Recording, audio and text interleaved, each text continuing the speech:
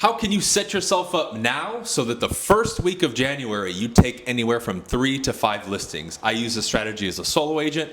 My team members and coaching members are doing this every single year at the end of the year going into the new year. And this is something you can implement with 5 simple steps. Okay, so join me. If you're not a listing agent, you need to become one. This is an easy way to secure listings, especially at this time. People are asleep at the wheel.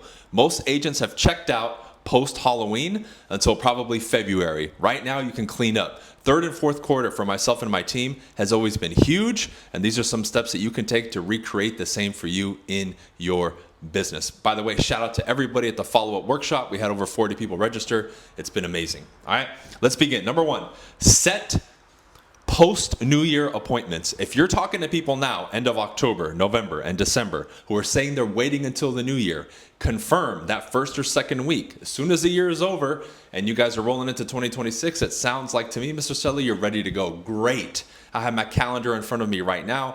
I'm booking post-New Year appointments and penciling them in.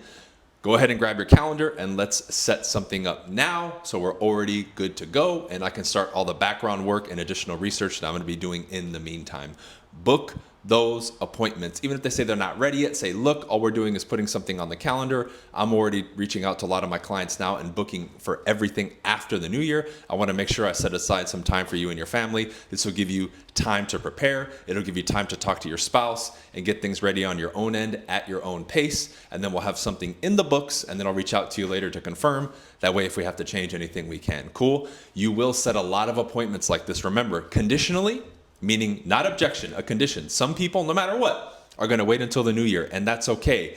Stay ahead of the game. Now, why do you do this, and why am I recommending this? If somebody sets something up with you, as opposed to you just following up like every other agent, what's the difference there? If someone else reaches out to them, what are they going to say? I'm already set. I'm working with Bryan. And most agents aren't going to be able to overcome that objection. Most of them aren't. There may be some, but you drastically reduce the amount of competition. You increase the likelihood of them working with you. And here's the key. From a behavioral psychology standpoint, this is a compliance test. If I get you to comply, even to a tentative appointment, and I get you to commit and do something to agree to meet with me, we've created a connection. We've established more of a relationship than you have with other people. And I'm slowly working my way to the top of that list of knowing you, liking you, trusting you, and you wanting to work with me, which is the key. Stop just allowing it to be a follow-up game and keep touching them. Set the appointment now, even if it's tentative. You'll thank me later, okay? Number 2, offer to meet now and post date. There's been plenty of times where I offer to meet somebody now and then I post date the agreement to later. Now, depending on your state and your area, you're gonna have to check in regards to local, MLS laws and, the whole coming soon thing and when you can get contracts signed. So different people are gonna have to do different kind of strategies when it comes to this. But as often as possible, I've locked in agreements now that then take into effect a month from now or 2 months from now. This is a standard practice that I've been doing legally. Again, depending on your area, consult with your broker and the people that you work with to finagle this and figure it out. But this is possible. I want commitment from people. You can leave certain items pending, but you can have an agreement with somebody with a different effective date versus just in the moment. But according to your local laws and regulations, you're gonna have to make the adjustments, do what you gotta do. However, if somebody's open to meet now and you wanna lock this thing in, do it now versus waiting for later, right? This is where the skill set comes in and you leading and guiding. And the first 2 here really require you to be much more effective at follow-up and develop your skill set. So if you need help with that, drop me a comment. There's a lot that I can offer you. I have some stuff in the description like that sales quiz. Make sure you take it so you start to develop the skill set to be able to quickly and easily navigate these situations so it's easy for somebody to tell you yes. What I'm doing here with these 2 is I'm removing barriers. When you remove barriers, the sale proceeds in a smooth and easy way, which is what you want.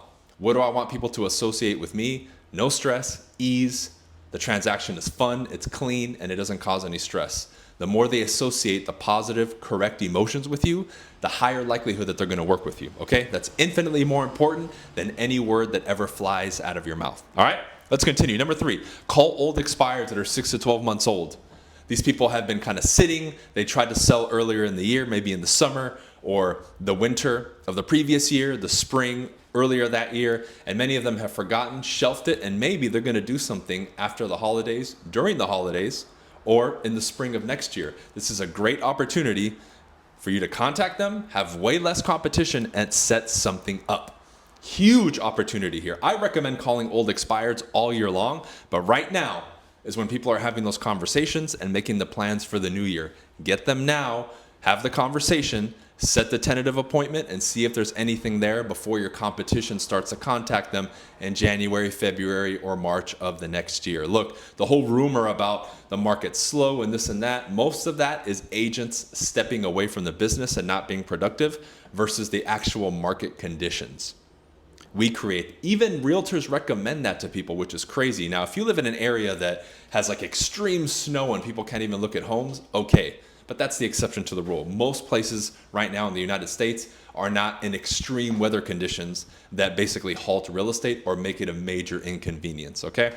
So I'm gonna make a separate video talking about some of the pros and cons of doing business during the holidays, but we'll save that for a different one.